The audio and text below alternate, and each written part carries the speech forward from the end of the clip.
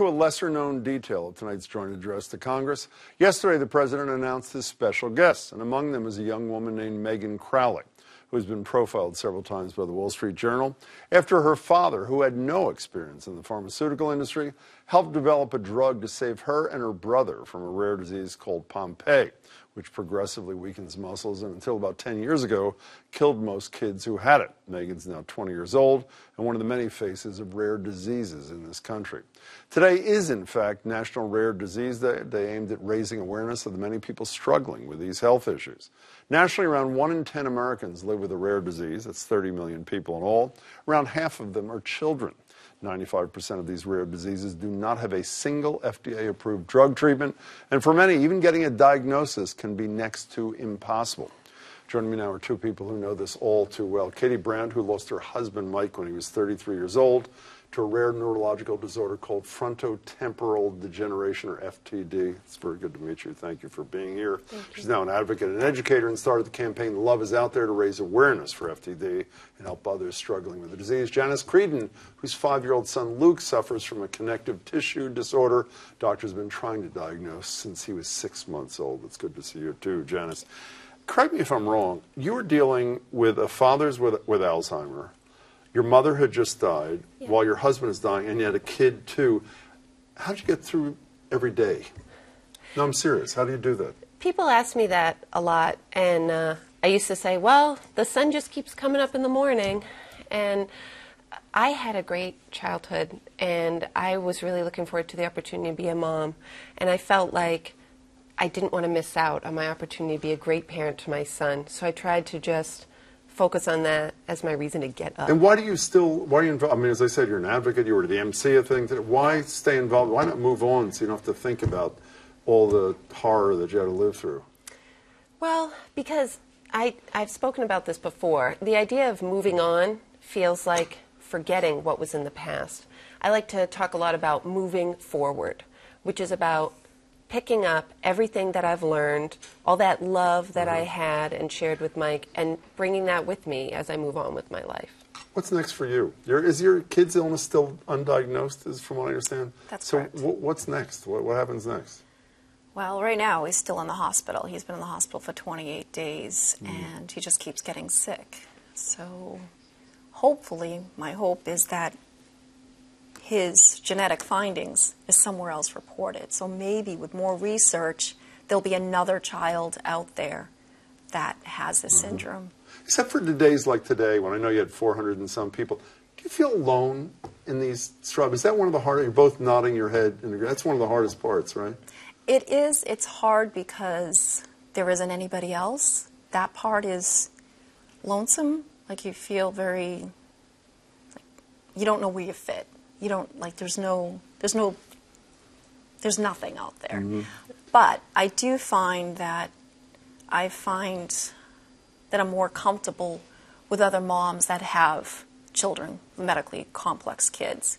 And I don't find myself being able to even be friends with my medically typical friends. Yeah. You know, I've had Pete Frady's family here, mother, father, and fairly regularly. Obviously, we all know what he did for ALS, raising tens and tens. Yeah, it's awesome. Is there a certain level of jealousy? I know you wish, obviously, them all, good for you to raise your. I mean, how do you raise money for an orphan drug or an orphan disease that affects comparatively so few people? How do you do that?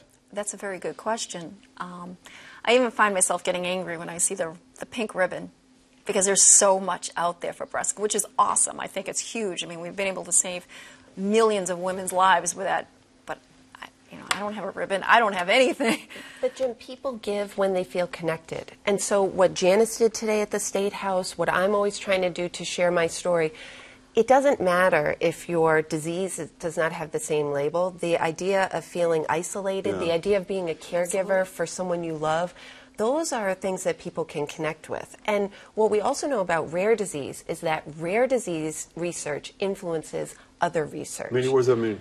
It means that a new drug discovery that might impact Alzheimer's could also help with FTD. But you know what drives me, since you were honest enough to say what drives you crazy here, what drives me crazy are these wonderful stories, like this Megan Crowley story, about, a father who founds a pharmaceutical company. I mean, who can do that? And while it's great, you say it's almost like it's a self-help kind of thing. You do your conferences, you look for similarly situated people who can provide some comfort and hopefully ultimately a cure or a diagnosis. But do you not, when you read those stories, which again are wonderful for that family, do you not say that creates totally unreal expectations? And people like me, go find a drug, go found a farm. It's ridiculous. And it's ridiculous because so many of our caregivers and families feel like they're not good enough already. And when they read a story like that, they think, well, gee, why can't I be a superhero? They're already being a superhero. Exactly. So does today, I mean, not only your event, but I didn't know about this, Megan Crowley being one of President Trump's attendees. I mean, I think that's a pretty big deal. Does that, when you raise awareness like you did locally and like meetings like yours across the country do, and President Trump hopefully raises awareness even further tonight with this Megan Crowley as a guest, what's the end game? Where does that get us, other than the fact that people nod their heads and say, I hope your son ends up okay, I hope you're able to do for others what couldn't be done for your husband? Where does it get us? Well, I think today, tomorrow, it can instill compassion, maybe in the people that are interacting with Janice and thinking about, you know what, I can make lasagna and drop it off at her house. I can have some compassion when she shows up late at work. But does it get us closer to a place where there's enough money to provide diagnosis for kids like yours, to find drugs, which are not going to be great for the bottom line for most pharmaceutical companies? Does it get us any closer to that? Well, that's where we need the power and dedication of our elected officials. And you know that... What should they do? I mean, the 21st Century Cures Act passed, what is it, $4.some billion over 10 years, like a drop. I mean, it is small change comparatively. What should government officials be doing who say they care about what you'd lived through and what you're living through?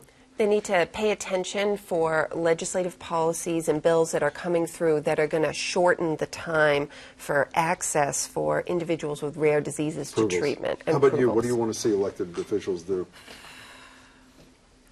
Make it so research is easily accessible. Make it easier for research to be easily accessible. We were one of the lucky ones. We were able to get genetic testing within his first 7 months of life. Why do you say lucky? Because I have a friend that her son they live out in a very rural area in North Carolina. It's just to wait a year and a half for an appointment for genetics. And then you have to wait for them to be able to send the test to another state to be tested. And then you have to wait for it to be read. And then you have to wait for the appointment to get back to the geneticist to explain to you what these findings mean. And so it takes forever. It takes absolutely forever for something to be done. I hope today shortens that time. Good luck with your advocacy. Thank you, Jim. And good luck with your son. I Thank wish you a you. lot of luck, really. I think you have raised the bar here, and thank you so much for doing it.